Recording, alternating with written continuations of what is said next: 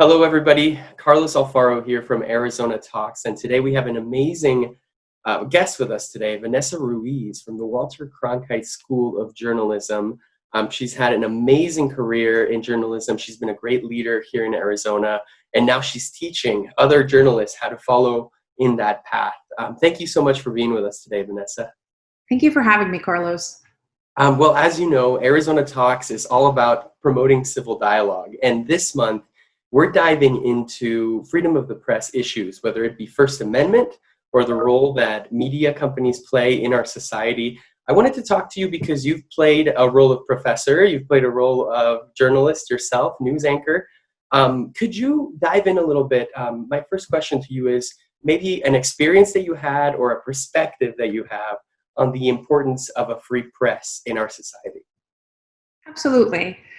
I began my love for journalism at an early age. Around 13 years old, I loved to read and I loved what was going on, not just in my community, but all around the world. And it was really a conversation with my father at the time that sparked my interest in journalism. He's the one who suggested a career in communications.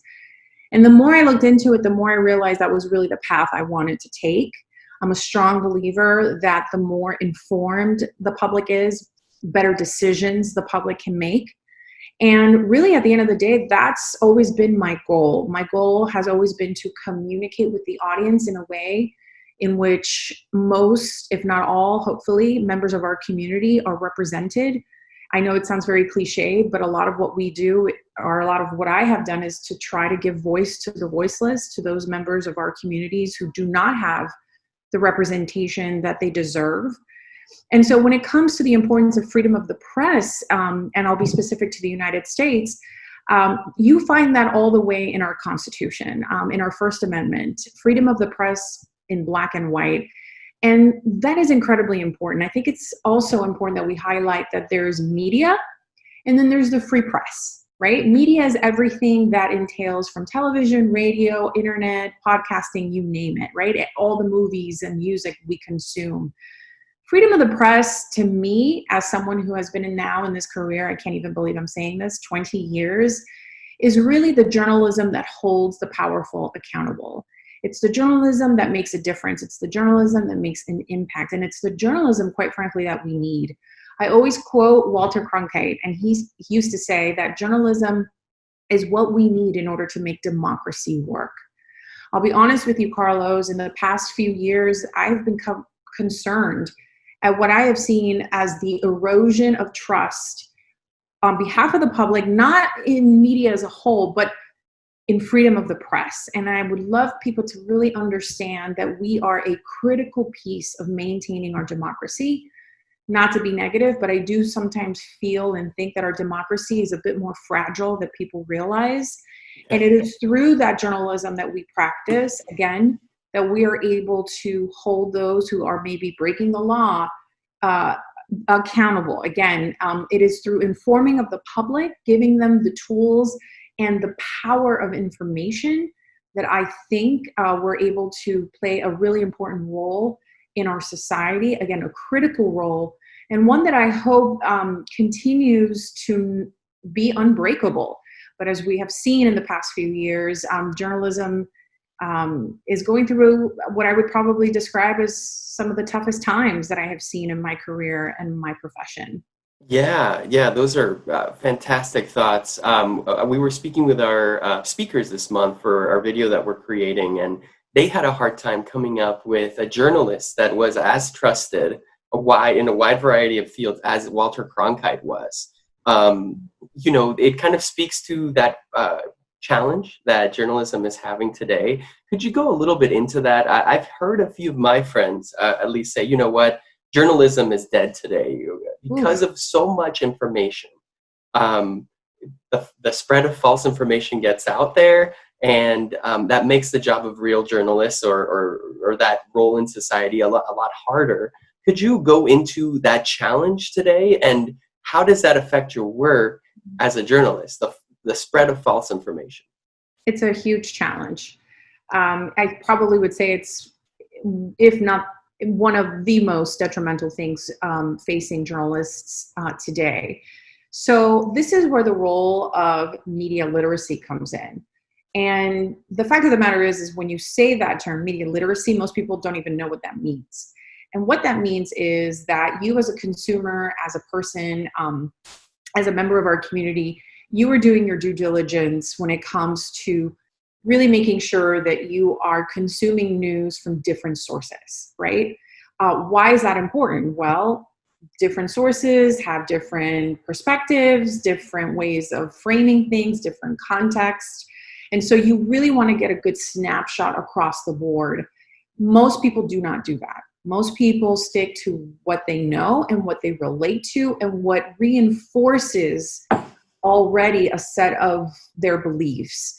And so I think in many ways, these very specific media outlets, and that's the other part I think is important, right? When you talk about media, most people tend to think about 3 or 4 companies and cable outlets, right?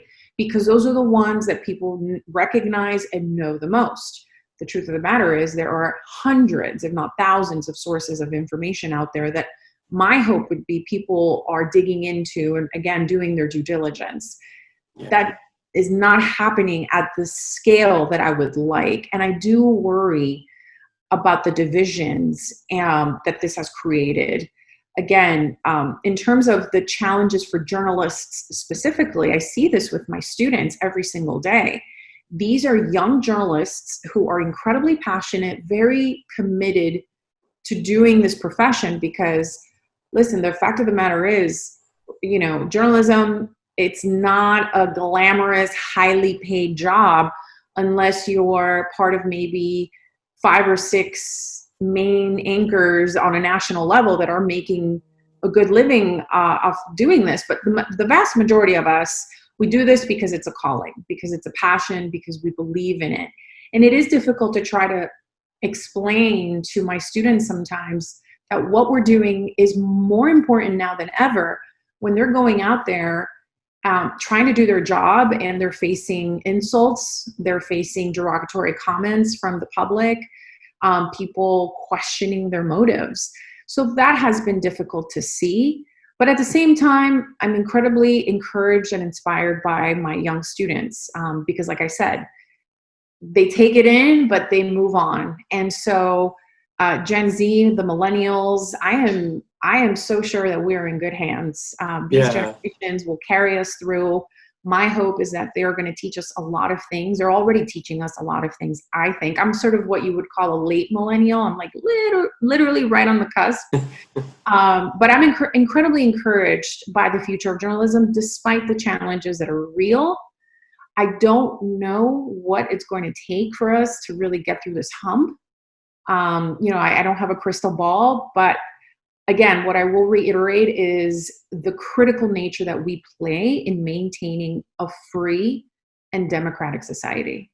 Fantastic. I just want to follow up on that. I think it sounds like the solution really lies on these up and coming reporters to take on that challenge from the public, but also be able to, I guess, be as unbiased as possible, to be an example as the solution. I see that in our work when leaders step up to create civil dialogue and, I guess, work with the other side, whatever the other side is, left, right, religious, non-religious, other parties, whatever it is. I think that we're setting an example and being part of that solution for the future. I want to end with the importance that plays in your work. What do you think? Maybe you could give us an example of your experience being a journalist. Why is it so important that we're legally protected? Why is it so important that your words, whether they're directed towards government or a powerful person, why is it important that you're protected in our Constitution and in our laws? Sure. I'll give you a perfect example. Before coming to Arizona, one of my previous jobs was I was based in Miami, Florida, as a news anchor, but I did get an opportunity to travel to different locations in South America as a correspondent when I worked for the U.S. Global Agency for Media. And I had an opportunity to travel to places like Venezuela and Nicaragua. And I saw with my own two eyes what it means to be in a country where there is no such thing as freedom of the press, and the government has control of the kind of information the public receives. I can tell you, for example, that in Nicaragua, we were just filming across the street from a major government building, and all of a sudden we were surrounded by officers wielding weapons, asking us what we were doing there, who we were. In Venezuela, we were followed. We were surrounded also by armed officials on motorbikes who threatened us. And these are just two examples of something that I personally went through when I was a correspondent. And while we certainly have not seen that here in the United States, that's why being legally protected is important. I do think that there are those who, if they could, maybe would try to do something like that. Maybe would try to intimidate members of the press in that way here in the United States. I'm very concerned, for example, with what we are seeing right now in Portland, Oregon, in regards to these federal agents that are masked in camouflage. We don't know who they are. So when I see these things happen, my first thought is, we don't see this in the United States, or at least we haven't seen it up until now. These are the kinds of things that I've seen, again, when I was reporting in other countries. And so that worries me. That worries me that we're setting a precedent into a path that us as a country, we have not been through before.